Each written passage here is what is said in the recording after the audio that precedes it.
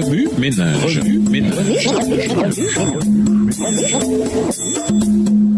Bienvenue dans votre émission Remue-ménage. Nous voilà au dimanche 17 juillet. Révéler la bonté de Dieu au monde. Un souffle de vie nouvelle. Nous vous invitons à lire Ézéchiel 37. 2 points ressortent de la vision des eaux desséchées. Premièrement, cette vision traite de l'agitation de ceux qui fuient la présence de Dieu. Deuxièmement, elle apporte un message de délivrance. Dieu répond aux cris de son peuple en but à des situations désespérées. Les Israélites implorèrent Dieu de les délivrer. Après leur déportation à Babylone, du roi 24, les versets 10 à 16. Combien l'avenir leur parut sombre. Ils se sentaient piégés dans un tunnel dont ils ne voyaient pas le bout.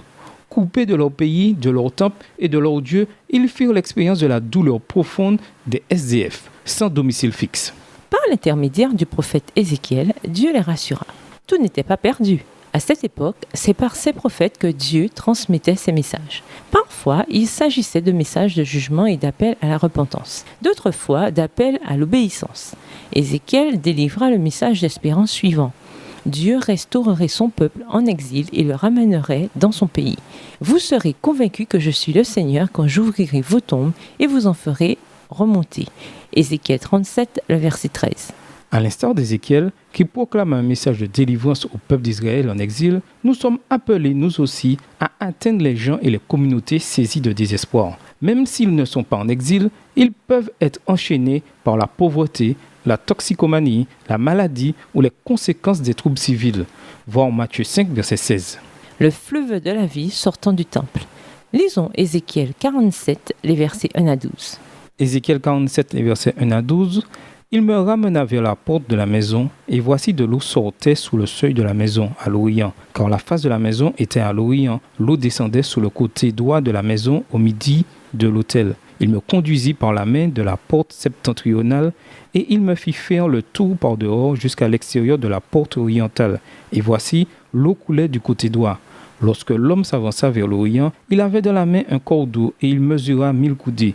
Il me fit traverser l'eau, et j'avais de l'eau jusqu'aux chevilles. Il mesura encore 1000 coudées, et me fit traverser l'eau, et j'avais de l'eau jusqu'aux genoux. Il mesura encore 1000 coudées, et me fit traverser, et j'avais de l'eau jusqu'aux reins. Il mesura encore 1000 coudées. C'était un torrent que je ne pouvais traverser, car l'eau était si profonde qu'il fallait y nager. C'était un torrent qu'on ne pouvait traverser. Verset 6, il me dit, « As-tu vu, fils de l'homme ?» Et il me ramena au bord du torrent. Quand il m'eut ramené, voici, il y avait sur le bord du torrent beaucoup d'arbres de chaque côté. Il me dit, cette eau coulera vers le district oriental, descendra dans la plaine et entrera dans la mer. Lorsqu'elle se sera jetée dans la mer, les eaux de la mer deviendront saines. Tout être vivant qui se meut vivra partout où le torrent coulera. Et il y aura une grande quantité de poissons, car là où cette eau arrivera, les eaux deviendront saines, et tout vivra partout où parviendra le torrent.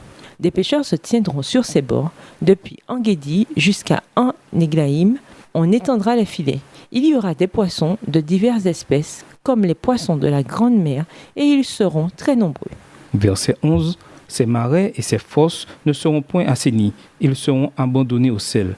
Sur le torrent, sur ses bords de chaque côté, croîtront toutes sortes d'arbres fruitiers. Leur feuillage ne se flétrira point, et leurs fruits n'auront point de fin. Ils mûriront tous les mois, parce que les eaux sortiront du sanctuaire. Leurs fruits serviront de nourriture, et leurs feuilles de remède. Le torrent qui jaillissait du temple avait une propriété rare et spéciale qui neutralisait la salinité de la mer morte. En outre, les arbres fruitiers qui poussaient sur chacune de ces rives servaient de remède. Les premiers chrétiens utilisèrent le même symbolisme pour représenter la guérison spirituelle offerte par le Christ. Le Seigneur représente une source de guérison jaillissant du trône de Dieu. Voir Apocalypse 22, les versets 1 et 2. Ceci signifie qu'en dépit de notre souffrance, de notre désespoir, il peut toujours nous sortir des décombres et nous purifier par son sang. Ces eaux illustrent l'évangile du Christ, lequel sort de Jérusalem et se répand dans les pays. Elles illustrent aussi les dons et la puissance du Saint-Esprit par qui ils se répandent au loin et ont un impact béni. Nous sommes les agents du Christ au sein de notre génération. À ce titre, il nous faut le représenter devant ceux qui n'ont pas encore reçu la bonne nouvelle du salut. À l'image du puissant torrent de justice mentionné dans Amos 5, verset 24, l'Évangile peut conquérir toutes les générations. C'est ce que nous devons démontrer à travers nos actes de bonté. Que votre lumière luise. Lisons Matthieu 5, le verset 16. Matthieu 5, verset 16. Que votre lumière luise ainsi devant les hommes, afin qu'ils voient vos bonnes œuvres et qu'ils glorifient votre Père qui est dans les cieux.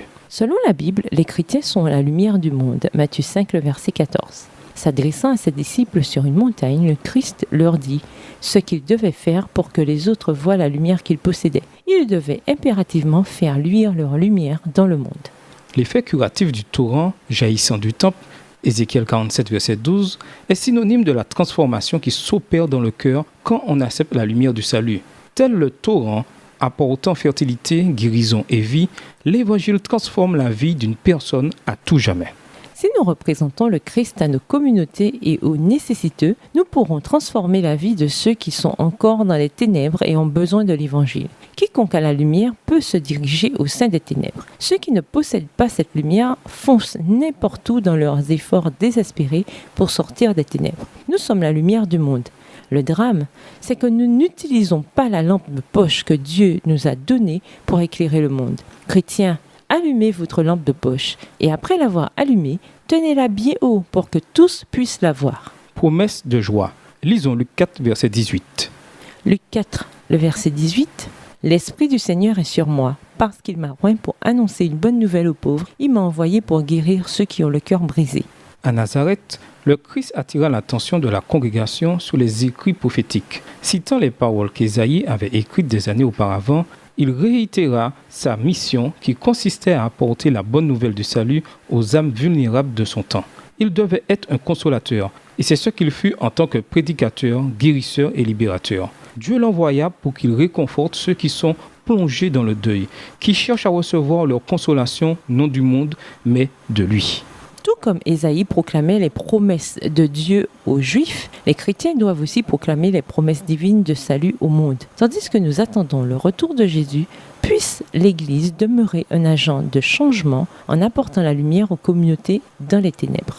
Romy Ménage, que pouvez-vous faire pour que votre lampe de poche brille toujours et ce, sans que les piles ne meurent? En tant que représentant de l'Église, de quelle façon pouvez-vous être un agent de changement de votre communauté et ailleurs?